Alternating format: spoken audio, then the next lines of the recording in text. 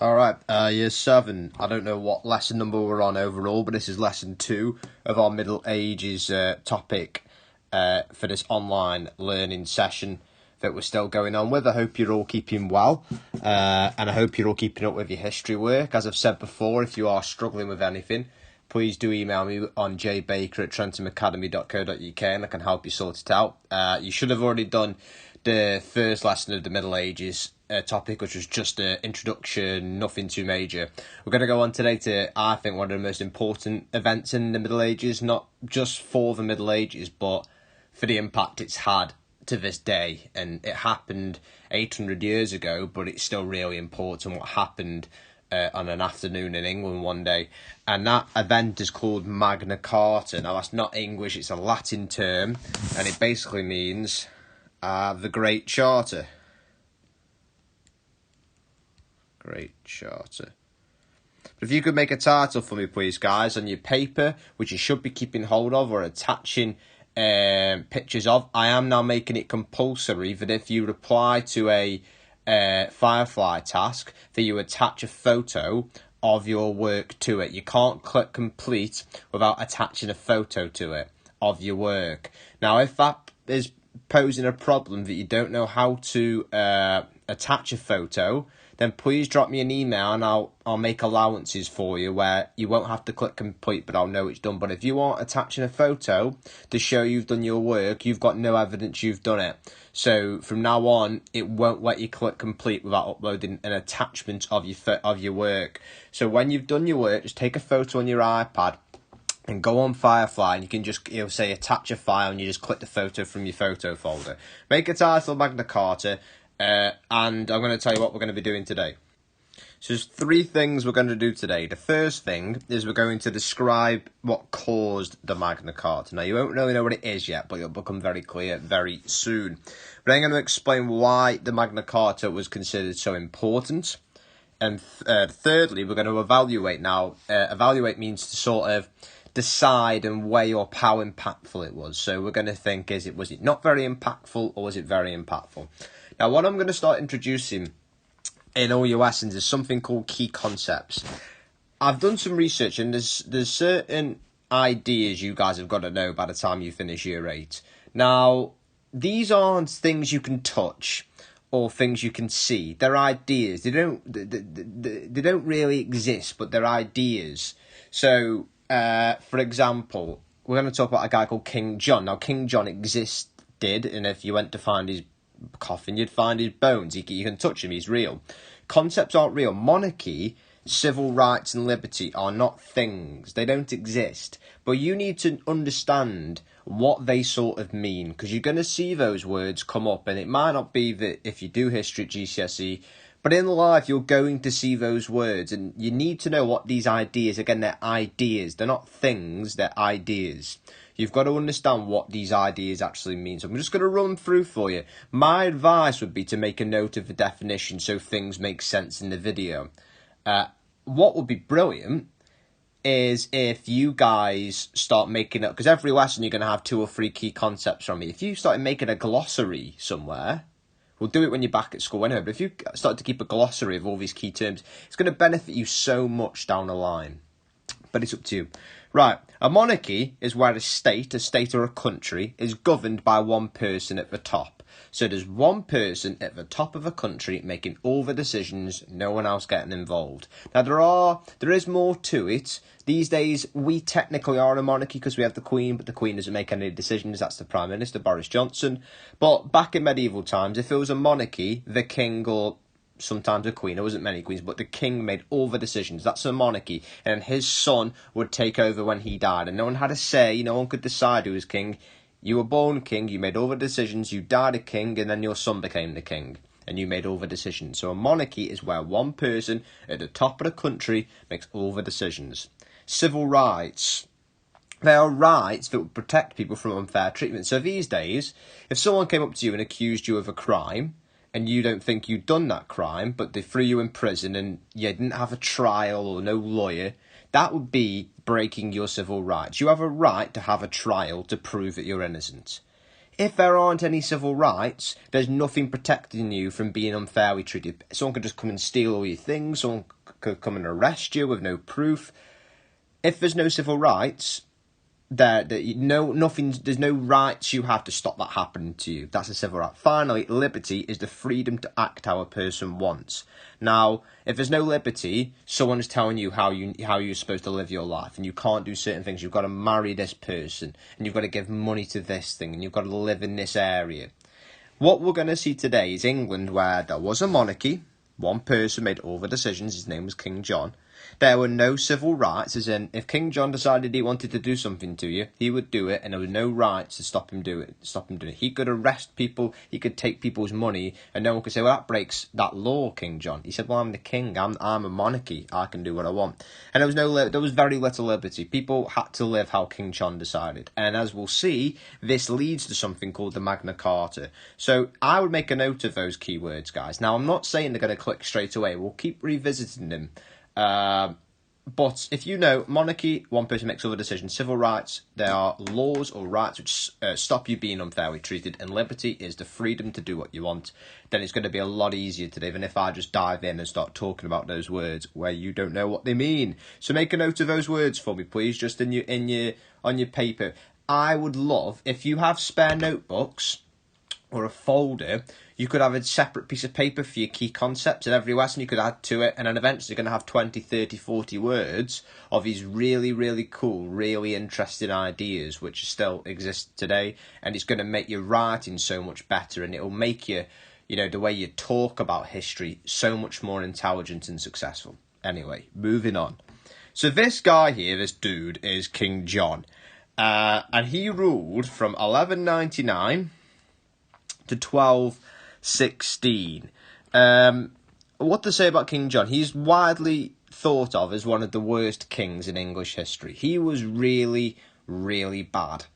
He didn't really know how to be a king. It didn't help that his older brother, who was the king before him, was a guy whose nickname was Richard the Lionheart, and that's because he was really successful in wars. So his brother was really successful. King John took over, and no one liked him.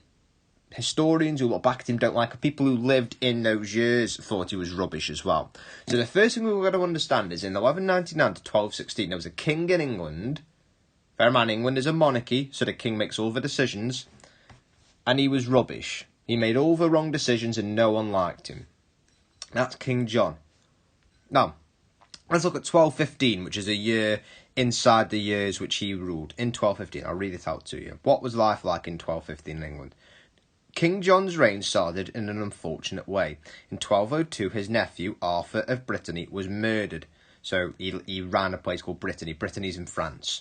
Many in Brittany believed that King John was responsible for his murder, and they rebelled against John. In 1204, John's army was defeated in Brittany, and John had no choice but to retreat. His military standing amongst the nobles fell, and he was given a new nickname, John Soft Sword. So basically he's rubbish at fighting. He's got a soft sword. Not what you want to hear if you're a king. The defeat in North France was a major blow for John, and a costly one. To pay for the defeat, John increased taxes, which was not popular with anybody other than John and his treasurers. His treasurers, people who run the economy, who run the money of the country. So long story short, in 1202, his nephew dies. Everyone thinks John has killed Arthur off because he was worried that he was getting too powerful. The people in Arthur's area of Brittany then rebel because at that time John ran a bit of England and a bit of France. England owned some of France. And that part of France started kicking off at John, saying, we're not happy with you, John. You've killed Arthur. And John lost the war with Brittany, with these French people, and had to give up that part of France. And he became known as John Soft Sword because he was rubbish at battles. Now, he spent a lot of money on this war, and he ran out of money. So what he said, right, I'm going to tax everybody. And remember, taxing is where somebody has to give money to the government. So he goes round to all the rich people in his life and says, right, I've lost the war, but I need money. Give me some of yours. I'm going to tax you. You can imagine that didn't go down very well. What I want you to do, guys, just go back over and read that. I want you to pick out one or two things which shows why John wasn't very well liked. The hints are his defeat in France and taxes. So I won't say anymore. Have a go. Two things which showed why John was not very popular. I've written down three. The first one is he lost a lot of land in France. At this time, in sort of the start of the 1200s, England owned a lot of land in France. John lost it because he got defeated by Brittany. So he's lost land in France. Not good. And he was known as John Softsword. He then taxed the people. People like money. And giving them money to the king who's just lost them all this land, they don't really want to give him much money. But because he's the king, because it's a monarchy where the king makes all the decisions and they don't have any civil rights, there's no laws which say you don't have to give money to the king. There's no laws about that. So he then had to give all his money, the rich people, to John, who they don't like anyway. And also, he didn't allow anyone else to say in how he ran the country. So it's not like people could say, hang on, John, let's put this to a vote, this taxing idea. John was like, well, I'm the king, it's a monarchy, you've got no civil rights, I'm just going to tax you anyway. He couldn't turn around and let's have a vote, or hang on, I don't like this, it doesn't matter, the king said so. So you've got a situation where you've got a rubbish king who's lost all the land in France and who's now taxing the rich people for all their money to pay for that war which has just been lost because he spent all his money on it. And there's no way which those people can have a say in it. They can't vote on it, they can't argue against it, they've just got to do it. And no one likes John. Start thinking, what's going to happen here where people don't have a say and you've got to go to war and lose the war, then pay for the war and the king just demands it? It's not going to go down very well. So the barons, guys, are the rich and powerful people. They rule areas of England for John. And they've got loads of money and they all have their own bit of land. And they're the ones who sort of got to pay for armies and pay for wars and pay loads of taxes. So the barons wanted a charter, a written agreement. Remember, Magna Carta means the Great Charter. They decide when John comes round and asks for always, they get up, they have a meeting and they say, right, we need a charter. And we want John to sign it. We want it signed by John, which would guarantee us certain rights and freedoms. Remember, these are civil rights that protect them from being unfairly treated and a bit of liberty. So we get protected from having our money taken and we get a bit of freedom to act the way we want and not how John says. So the barons wanted a charter signed by John which would guarantee certain rights and freedoms, but they know that they would have to get him into a position where he had no choice but to sign. Do you think King John's just going to turn around and say, yeah, sound, I'll sign that, I'll give you some civil rights so I can't tax you anymore? Of course he's not. He wants to tax them. He wants the money. He isn't just going to agree to it. They've got to make him sign it. So the barons chose a dude called Robert Fitzwalter. In those days, a lot of guys were called Fitz something. It comes from the Normans when they came over. That was one of their names, as their leader. And then the barons put together a big army and sent it to basically surround London where King John was. And King John couldn't then make his own army because usually the barons made his army for him. So the barons have taken John's army and put it against John. So he'd have to negotiate. So what they did was we're sick of not having civil rights, we're sick of not having liberty, we're sick of this monarchy making all these decisions for us. What we're going to do is we're going to make him sign an agreement which gives us some civil rights. And that's what they do. And that civil rights, that agreement was called the Magna Carta. It's just Latin for the Great Charter. And it was signed on the 15th of June, 1215, at a place called Runnymede. You need to have that written down, the date and where it was signed, and the spelling of Magna Carta especially. So, to recap, they're sick of being taxed, they're sick of John being a rubbish king and having all the say, and they want to have their own say. So they get an army together and make him sign a document saying, I'm going to give the barons some rights, some civil rights and some liberty. And here he is, and he met out on a field, and he signed the Magna Carta. And I've hidden some of my words there. Hang on. There we go. So what did it say? There's 4 copies. So they signed the master document, the main one, but they made 4 copies so everyone could read it. And 4 still exist from 1215. One's at Lincoln Cathedral, one's at Salisbury Cathedral, and 2 at the British Library. Now, you may be slightly disappointed to learn that most of the Magna Carta was about stuff which was only relevant in 1215, about medieval land and stuff we don't really know or care about because it's just not relevant today, most of it. However, there were 3 clauses in it which are still part of the law today. Number 1, the first 2 aren't as important as the last one, which is mainly important. The Church of... No, I've moved it. I wanted to point. There we go. The Church of England shall be free and maintain all of its rights and liberties. That's already on liberties. So it's saying the church, John can't control the church. It's got to have its own freedom to do what it wants. That's number 1. That's still in existence today. The City of London shall keep all of its old customs and liberties. So people living in London, and it's now being extended to all of England. When in those days, just London, they have their liberties, they have their freedom. And the last one, the most important one, no one shall be imprisoned or have their rights taken away without a trial. And that is still in existence today. You cannot be imprisoned without having a trial. It's not, and you still have your human rights. You still have your rights to eat and to have some exercise and to, to be well cared for, even if you are in prison. That's still in existence. And before that, there was no laws to stop that. If John wanted to arrest you, he would arrest you, and there's nothing you could do, and you weren't guaranteed a trial, and you might be put in a dungeon left to die. This stopped it. So I would just write down, guys, that the main clause is that one there. So just pause the video, make a note of that main clause of the Magna Carta. Now, you might think, Mr. Baker, great, he saved the people from being in prison, but that's not. Why are we having a lesson on all of this? There's a reason. For this was, really, in history, the first time that a monarch, a king, could be challenged. People believed that the kings were appointed by God, and in those days, most people were religious. That's quite a big deal. It was believed that King John, God chose him. He sent him to earth to rule over us. And that's why we don't have any civil rights. But it shows that, number one, a monarch could be challenged by normal people, and that civil rights could be won, protection from being unfairly treated, and that liberty was an important thing. And that hadn't happened before, and it might be difficult to grasp, guys, because before this didn't exist. Now, these days it's obvious. You can't just be arrested. You can't just be taxed without agreeing to it. In those days, it didn't happen. A king said it. So this was the start of the people having a say. Before that, the only person who had a say was the king and the people who advised the king.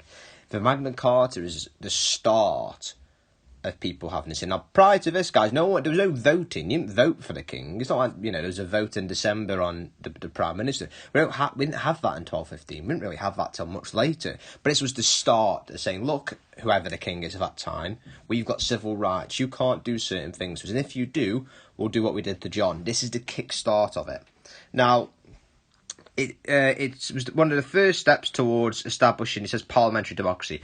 All it means is it basically started the process of people being able to have a say in how their country is run.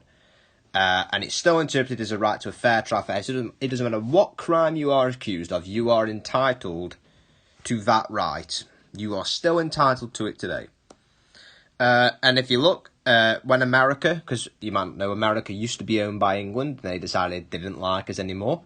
In 1776, and they made their own country, the USA, and they made their own sort of Bill of Rights, and it was like, these are the rules of our new country, and there's loads of stuff from the Magna Carta in there, and when, after the Second World War, people decided, right, we can't let Adolf Hitler and him killing all the Jewish people happen again, let's make a Declaration of Human Rights, very similar to, where are we? Civil rights, protect people from unfair treatment. And they made, in 1948, just after the war had finished, a Universal Declaration of Human Rights. And again, it all comes from Magna Carta. So you need to write down, guys, that Magna Carta influenced, well, one, it showed that a monarch could be challenged and civil rights could be won. And number two, it influenced the American Bill of Rights and the Universal Declaration of Human Rights. So I'll give you a second to write that down.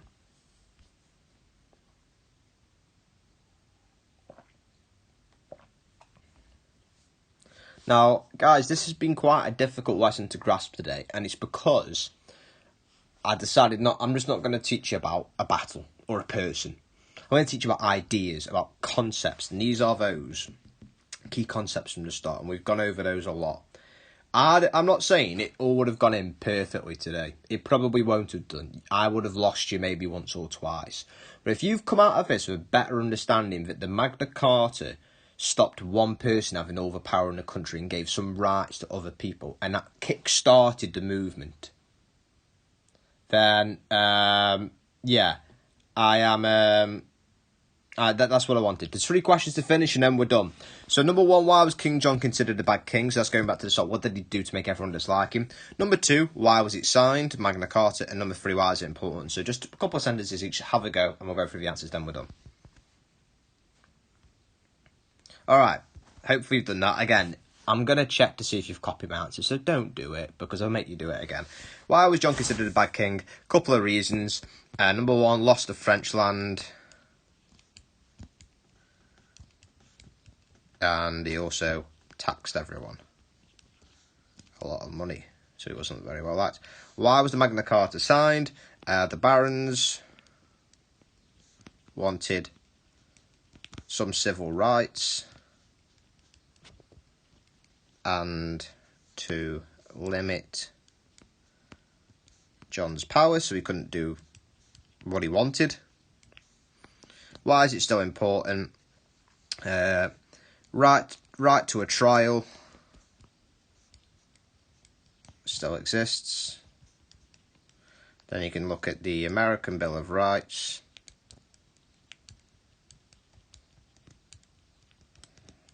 Of 1791 is greatly influenced by the Magna Carta and the Declaration of Human Rights.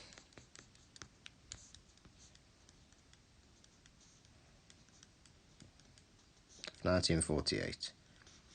There are your answers.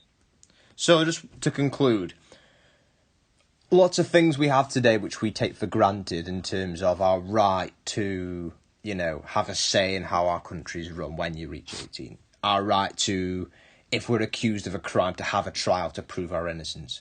Our right to not have our lives controlled by one person who was born into the job.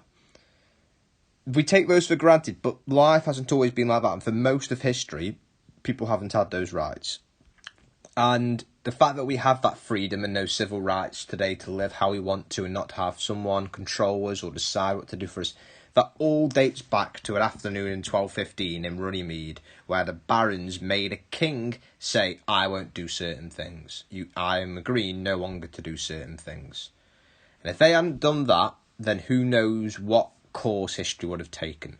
But we might still be in an absolute monarchy where the king, or these days Queen Elizabeth II, makes all the decisions, and she could tax you if she wanted. She wouldn't do because she's nice, but you understand my point. Without this situation, we would not maybe be in a position where we can vote for who we want to run the country. We may not be in a position where we can decide to get rid of governments because they would have all the power. Hopefully that's taught you something today. Hopefully you've learned something. I'm not saying it's all going to click, but you've just got to remember, Magna Carta started that process of everyone having a say. Hope you enjoyed it. I hope it made sense. Again, email jbaker@trentonacademy.co.uk if you are struggling.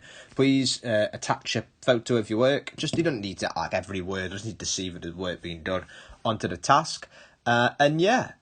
Your marks for your consequence question you did on the Norman Conquest will be coming out in this week and next week, whilst me and Mr. Bailey go through and make sure they're all good. Thank you for those who've already submitted. We'll get your marks and your feedback back to you as soon as possible. So yeah, thanks for watching, guys, and I'll see you when we do the next video. Ciao.